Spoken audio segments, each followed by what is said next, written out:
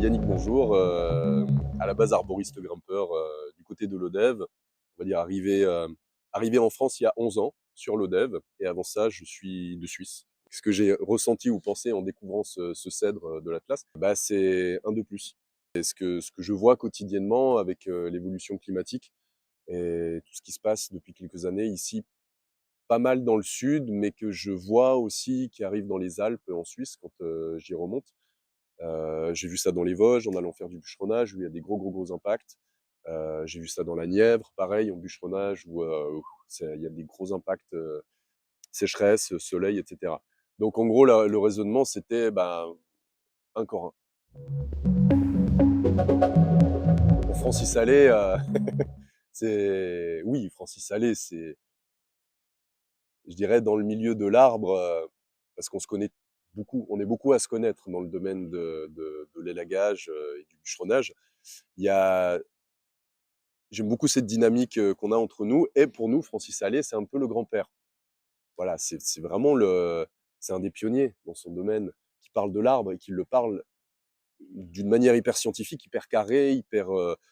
C'est un sacré enseignement et en même temps très poétique. Il y met beaucoup de cœur. C'est le grand-papa qu'on aime, qui est engagé, qui est sensible.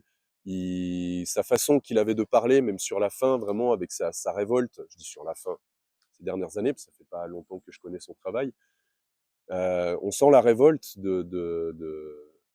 ouais, l'injustice, enfin de de ce qu'on fait aux végétaux, de ce qu'on fait aux arbres, en sachant tout ce qu'ils nous apportent. Et puis, lui, par ses conférences, lui, par ses discussions, lui, par le temps qu'il a pu offrir aussi par ses bouquins, euh, ça amène à ouvrir un peu ce monde-là. On n'est plus sur des choses inertes, ou comme il le dit dans certains de ses livres, on n'est plus sur du mobilier urbain, mais on est sur des êtres vivants.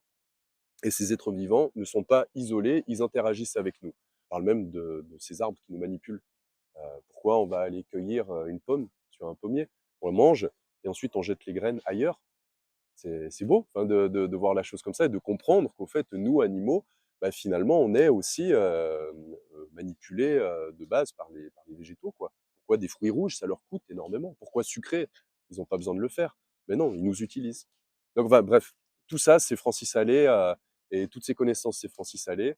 Et puis oui, moi, ça me touche beaucoup bah, ici à Montpellier, la ville où il a vécu, et dans le réseau dans lequel je suis, tout le monde le connaît, et de pouvoir faire quelque chose en lien avec Francis Allais, parce que ouais, ça m'a foutu un coup de savoir qu'il était parti. Voilà. Donc non, c'est touchant.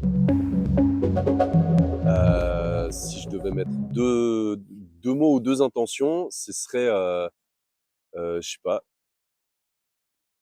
émerveillement et joie, quelque chose comme ça.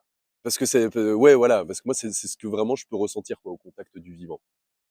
Et, euh, et plutôt que d'y mettre un grand message philosophique, c'est plutôt ça. Là, c'est quelque chose qui est pour les enfants. Sachant que c'est pour les enfants, il y a une chouette en haut, il va y avoir deux écureuils qui sont en train de jouer. Et je dirais plutôt faire cette connexion entre le monde des autres, pour pas dire le monde sauvage, ceux qui font pas partie du monde humain, mais qui sont là autour de nous, avec lesquels on interagit, dont on prend pas forcément conscience, ou qu'on prend pas le temps d'observer ou d'écouter, alors qu'ils sont tout le temps là, même en ville.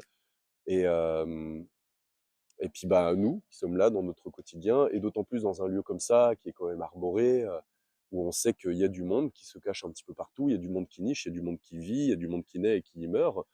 Bah voilà, il y a un petit peu cette connexion. Et, mais surtout ouais, c'est un peu candide de dire ça, mais surtout de la joie, ouais, quelque chose qui fait rêver. Dans sa façon de raconter, Francis Allais a ça, justement. Euh, c'est- c'est- c'est- il nous emmène là-dedans sur ses conférences sur les arbres. Ça nous emmène donc comme un conte.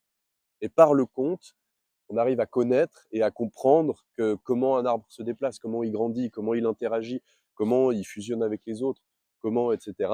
Et c'est par ces contes-là. Et c'est la façon de le raconter. On s'inspire d'un truc qui est au-delà de la perfection, et on essaie de se l'approprier un peu pour, s'émerveiller les uns les autres. Parce que peut-être on n'est pas capable de regarder ce qui est déjà là et qui est absolument au-delà du parfait. C'est même pas parfait, c'est au-delà du parfait, parce que c'est évolutif. Enfin bref, en parler pendant des heures, ouais.